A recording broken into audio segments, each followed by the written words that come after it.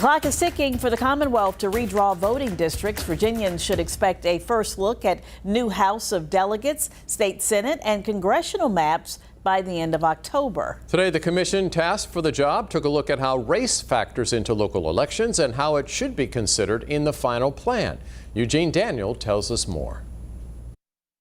By law, the Virginia Redistricting Commission must consider communities of interest in drawing the lines. How much does race matter in election results, and how much should it be considered in the final map? Those are some of the questions the bipartisan group is asking. Other consideration, you don't want to take race too much into account at the sort of sacrifice of other traditional principles. At the same time, you don't want to be able to do it enough, and that's sort of where this information can be really helpful at striking the right balance.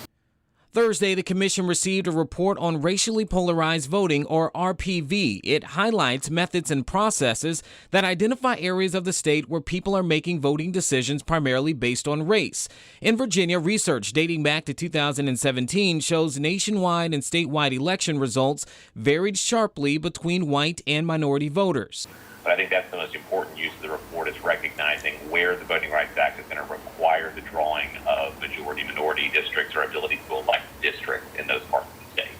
Lawyers have said the report will help the commission comply with the Voting Rights Act. Commissioners are required to adjust voting districts to reach balanced representation.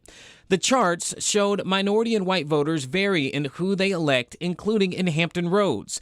The 2020 census found population growth slowed down in Virginia, but it became more diverse over the last 10 years. There is a timeline to drawing a new map. Virginians can expect a draft of the House of Delegates and State Senate maps by October 10th and congressional maps by October 25th. In Norfolk, Eugene Daniel, 13 News Now. Today's meeting was virtual after a commissioner who was at a prior meeting tested positive for COVID-19. The commission did not vote on anything today. There's an in-person meeting next Thursday.